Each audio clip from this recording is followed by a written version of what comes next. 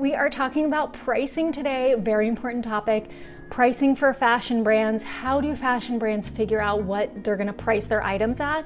How are you gonna figure this out for your own brand? And what are you gonna do if you suddenly start figuring out your pricing and you feel like your things are gonna be too expensive? Because this happens a lot. With my people that I mentored, I almost would always get a panicked text from them when they start looking at their pricing and they're like, oh my God, I have to change my entire idea because no one's gonna pay this.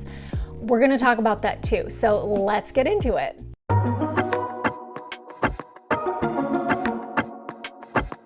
Hello, my friends. Welcome to today's episode of The Thread. Thank you so much for joining me as always. My name is Kendall.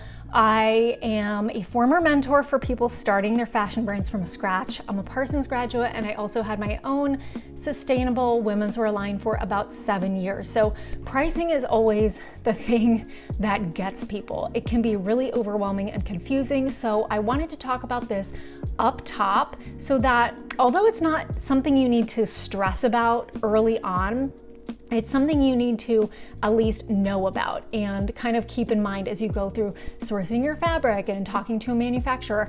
Like, because of who your customer is, you kind of need to have an idea of what your pricing needs to be, the ballpark. So I'm hoping to spread a lot of education because people don't understand pricing.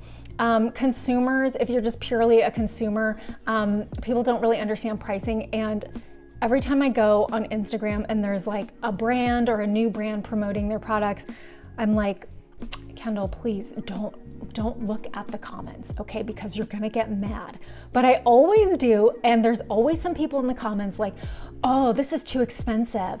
I'd love to, but this is out of my budget. Like, they're just entitled to cheap stuff, and people don't understand how much it costs to produce an item sometimes, especially something that's high quality, especially if it's made in the US. So I'm hoping to spread some awareness and education here, and let's dive into how pricing works. I'm hopefully gonna give you like a really simple explanation and breakdown, okay? So you can even after this kind of create your own spreadsheet and plug in different numbers and play with that. Okay, so let's get into how pricing works. All right, so first of all, we're gonna start with your base cost, which is the cost of goods and labor. Okay, so for this example, let's say that you are producing a pair of linen trousers, like zipper, button, full-length linen trousers. Okay, so after you've done some fabric sourcing and all that stuff, and you've landed on a really great linen you like, and let's say it costs $8 a yard. I think that's what mine was when I used linen. And then for pants, typically an average is 2.5 yards per pant. Now this, side note, this is something you can ask your pattern maker or your manufacturer. You can go, okay, now that you have this pattern or sample, can you tell me the average fabric usage it takes per pant? And they'll kind of do some math and give you an average if you don't want to do it yourself. Okay, so 2.5 yards at $8 a yard comes out to $20 in fabric. So there, right there, we've already got $20. Okay, so you're already probably thinking, but I walked into H&M and these pants were $12. How is this making sense? It doesn't, okay? So you'll start to see how crazy this is.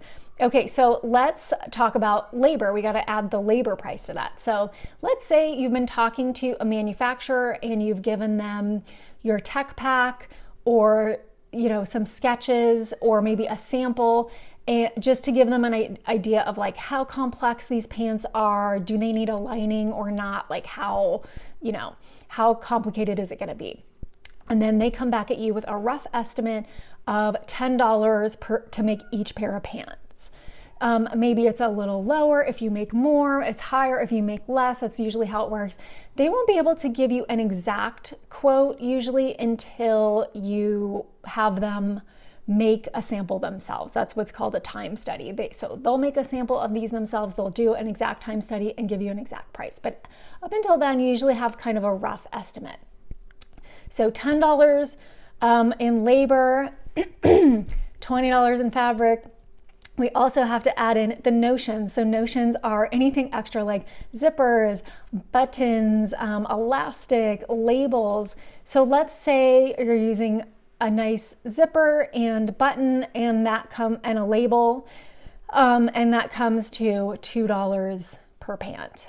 Okay, last thing to add in is packaging. So you need your hang tags, maybe if you put a postcard or some little gift or tissue paper, a box or an envelope, all of that stuff, add that up as well into the price. So let's say all of that comes to $3 per pant. So we've got a base price of $35 per pant. This is pretty standard. Okay, now you're gonna find the wholesale price. So this is just $35 to produce each pair of pants, okay? Rough estimate. This is not gonna be across the board. Okay, so for the wholesale price, you are going to double that. Typically, these are called your margins, and if your margins are the typical like 50%, they could be a tiny bit higher or lower. Typically, let's say for today's sake, they're 50% margins, which means you double your base price to find the wholesale price. So $35 times 2 is $70. So the wholesale price, this is what, say, a boutique would pay you to buy one of your pairs of pants, okay? So in that scenario, you have already paid $35 to make the pants, so you would make a $35 profit. Okay, now we have to double that again to find the retail price. Okay, so if you double $70, your wholesale price, you get $140. That's what the retail store is going to charge their customers to buy your pants. And also that is what you would sell your pants for on your own website, because you can't just go around undercutting the stores that stock your goods, right? So you're gonna price your pants at $140. They're gonna price them at $140. Of course, it's up to each store. They might mark them up a tiny bit, but this is kind of the standard. So if you sell these pants on your own website for $140, your profit is $140 minus the $35 you paid to have these made, and you come out with $105 of profit. Now, if a retail store sells these for $140, your profit is still $35 because they bought these pants from you at $70. So you can kind of see at this point why a lot of people just go the direct to consumer route, meaning they don't mess with stores, they don't mess with wholesale, they just sell directly from their own website because you get to keep more of the profit. And you get to be a lot more flexible with what you price things. So you might, and this all depends on your customer and not only what they can pay, but what they want to pay. Some people might be more enamored with a pant that's like $250 or something like that. Or if your customer is used to buying cheaper items, you might want to price these closer to wholesale. And, in the hopes that you would sell more of them, you'd make less profit, but you'd maybe sell more pants. So that's totally based on your own customer and what they want, who you're serving, all of that stuff.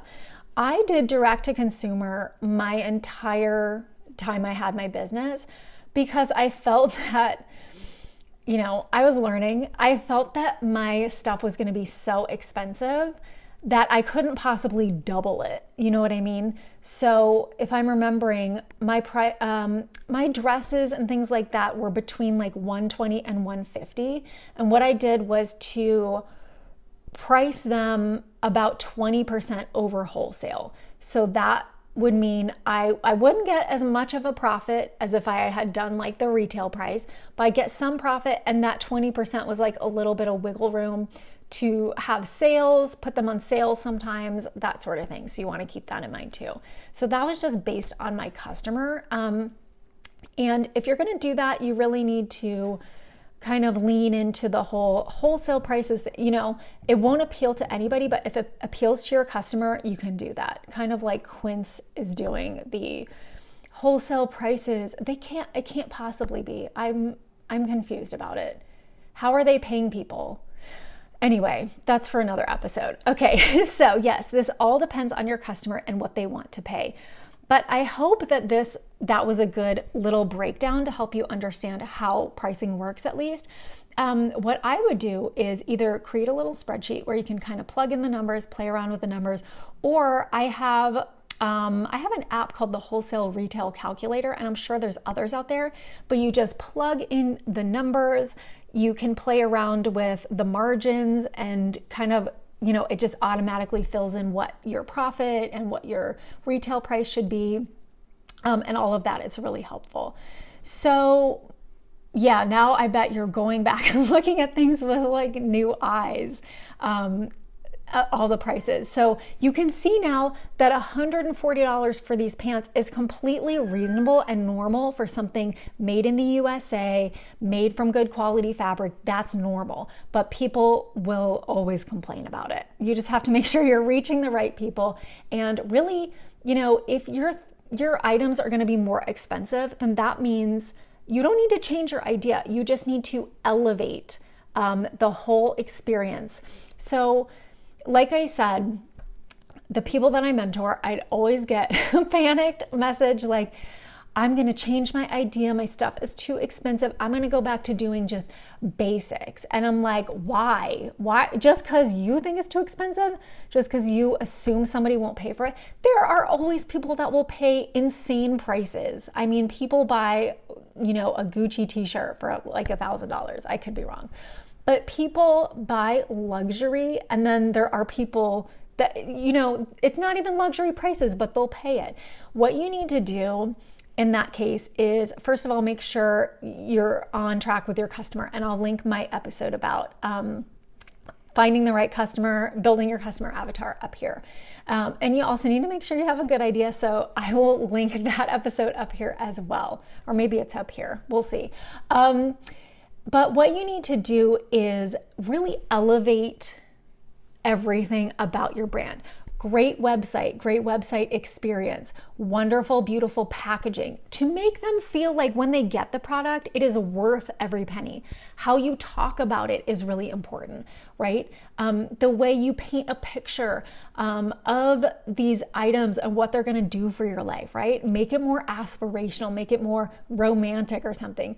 Really high quality photos that show this amazing life that they're going to have if they just spend a little bit more and invest in your product. That's where you really need to take the marketing and all of that stuff, the visuals, the branding up to, an 11.